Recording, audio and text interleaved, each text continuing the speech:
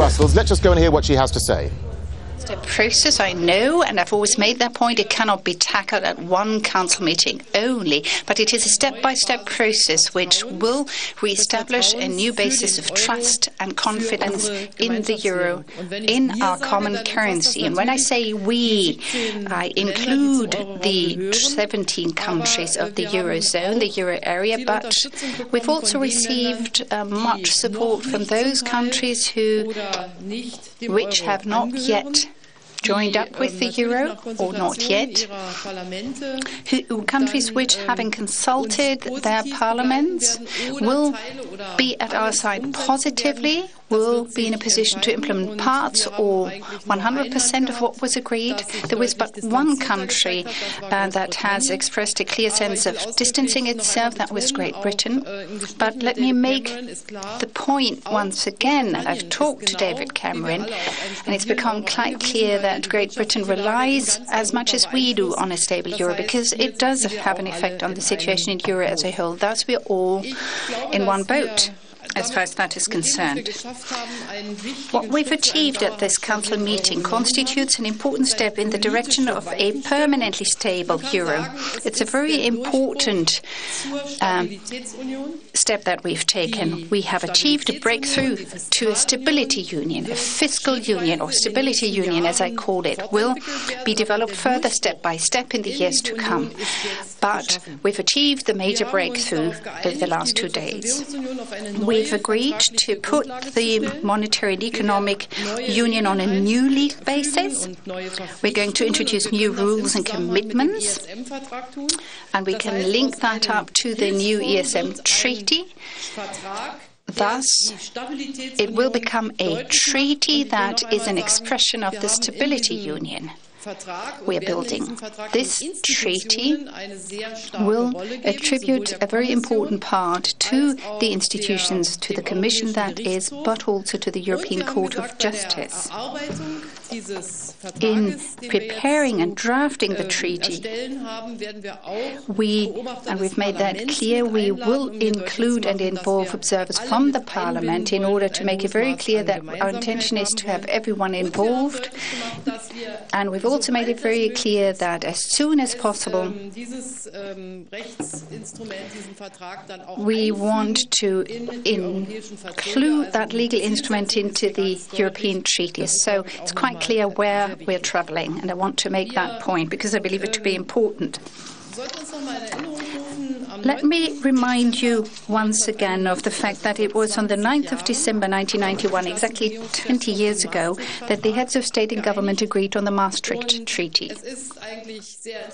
It's interesting to note that 20 years later, we have realized we have succeeded in creating a more stable foundation for that economic and monetary union, and in so doing we've advanced the political union and have attended to weaknesses that were included in the system. Let me also remind you of the fact that at the time, 20 years ago, when the monetary union was established, Great Britain decided not to be part of it. We've always respected that.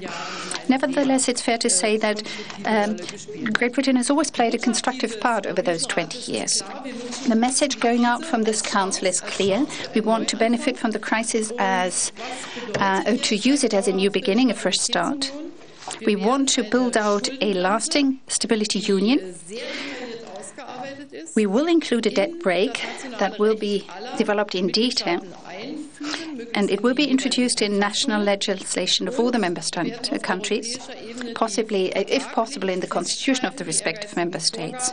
And we will lay down at the European level the ambitious targets aimed at achieving a balanced budget. That is, the annual structural deficit should not exceed 0.5%. Everything that we know from the classical Stability and Growth Pact. The debt has to be reduced by 1/20th per year, and the European Court of Justice will have jurisdiction to verify the transposition of this rule at national level. Preferably, as I said, into the Constitution. Those who don't do so properly can be taken to court, to the European Court of Justice.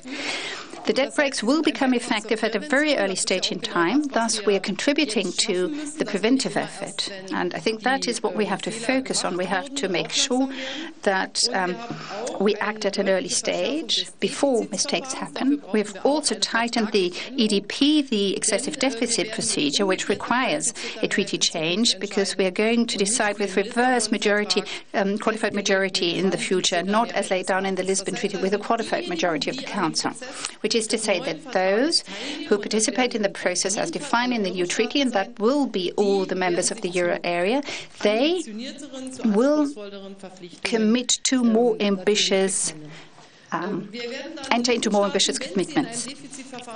Member states in the excessive deficit procedure will have to commit themselves to a reform partnership, will have to agree and commit themselves to detailed steps aiming at consolidating and reforming their system. These will have to be considered binding. I already mentioned the 1/20th issue. Now, as concerns the crisis and the crisis management at this point in time, I've got news on this subject matter too. We're pleased to say that the European Central Bank, in the person of its president, Mario Draghi, has made it clear that in the future the ECB will provide its expertise to support the EFSF, and I believe that this will make it easier for the EFSF to be more efficient and more effective. The second point, our intention is to move forward the ESM to the year 2012. We will agree on a consolidated ceiling for EFSF and ESM of €500 billion.